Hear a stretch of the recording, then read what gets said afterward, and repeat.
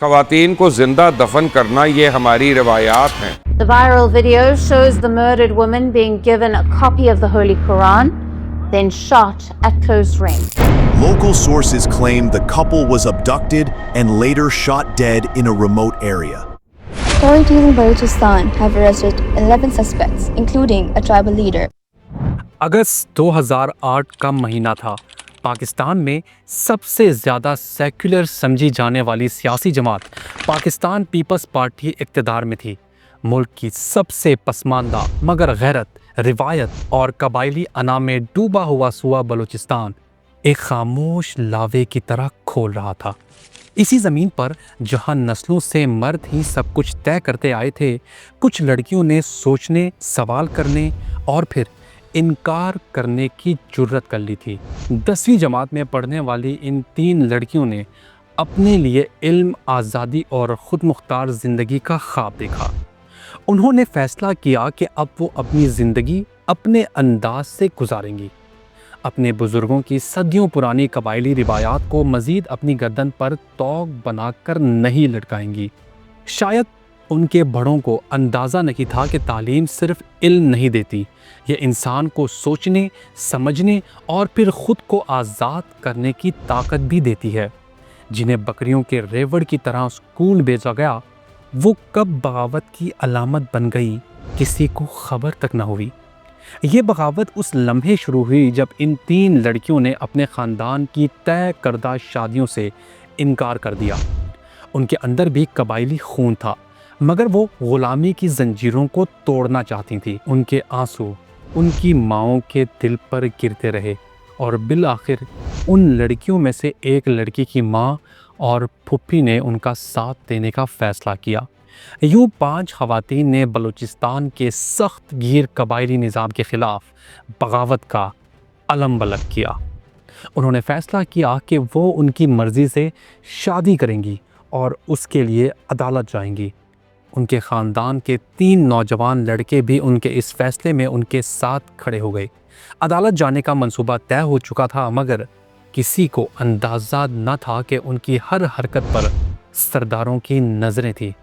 وہ جو اپنے حق کے لیے عدالت جا رہے تھے، انہیں علم نہیں تھا کہ ان کی قسمت کا فیصلہ پہلے ہی کر دیا گیا ہے۔ ایک ایسا فیصلہ جو تاریخ کے ماتھے پر خون کا داغ بن کر رہ جائے گا۔ بلوچستان میں پیپلز پارٹی کے وزیر میر محمد صادق عمرانی کا چھوٹا بھائی میر محمد ستار عمرانی پوری طاقت اور اسلحے کے ساتھ ان کے گھر جا پہنچا۔ گھر پر دعویٰ بولا گیا، ان لڑکیوں کو بالوں سے پکڑ کر گھسیٹا گیا اور سرکاری گاڑیوں میں ڈال کر صحرا کی طرف لے جایا گیا۔ صحرا کی سنسان فضا میں صرف چیخوں کی بازگشت تھی۔ وہاں انسانیت دفن ہونے والی تھی۔ تینوں لڑکیوں کو الگ لے جا کر بے دردی سے مارا گیا اور پھر ان پر گولیاں برسائی گئیں۔ زخمی حالت میں انہیں گھسیٹ کر ایک گھڑے میں پھینکا گیا، مٹی اور پتھر ڈال کر انہیں زندہ دفن کر دیا گیا۔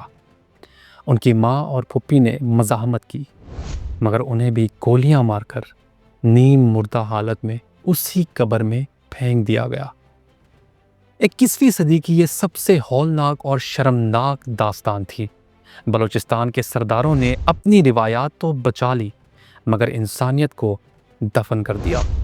اور سب سے افسوسناک بات یہ تھی کہ پاکستان کے بڑے بڑے اخبارات میں محض ایک چھوٹی سی خبر شائع ہوئی، نہ کسی وزیر کا نام آیا، نہ کسی قاتل کا، لیکن ایشین ہیومن رائٹس کمیشن کی رپورٹ نے پردہ چاک کیا۔ اس رپورٹ کے مطابق وہ صوبائی وزیر میر محمد صادق عمرانی تھے، جو نصیر آباد سے رکن صوبائی اسمبلی منتخب ہوئے تھے، اور وہ شخص جس نے یہ سفاک عمل انجام دیا، میر محمد ستار عمرانی، جو انہی موصوف وزیر کے بھائی تھے۔ لیکن یہ سب جاننے کے باوجود صوبے میں مکمل خاموشی رہی۔ نہ صرف عوام بلکہ وہ بڑے بڑے قبائلی سردار بھی خاموش رہے جو خود کو بلوچوں کے محافظ کہتے ہیں۔ سردار خیر بخش مری اور سردار اختر مینگل جیسے بڑے نام بھی مجرمانہ خاموشی کے سائے میں دبک گئے۔ صرف حاصل بزنجو اور ثناء اللہ بلوچ ہی 2 ایسے نام تھے جنہوں نے اس واقعے پر آواز بلند کی، لیکن وہ آوازیں بھی بلوچستان کے پہاڑوں سے ٹکرا کر لوٹ آئیں، کیونکہ نظام گونگا تھا۔ اور پھر ایک ایسا لمحہ آیا جس نے ثابت کر دیا کہ ظلم کا دفاع ہمارے سسٹم کا حصہ بن چکا ہے۔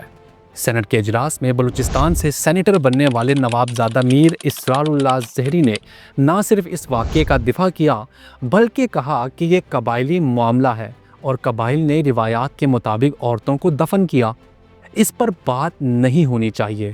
اور اسی شخص کو پیپلز پارٹی نے 2011 میں وفاقی وزیر برائے خوراک و زراعت مقرر کر دیا۔ اس وقت کے چیئرمین سینٹ میر جان محمد جمالی نے بیان دیا، اسلام آباد کے صحافیوں کو ان روایات کا علم نہیں جس کے تحت عورتوں کو زندہ دفن کیا جا سکتا ہے۔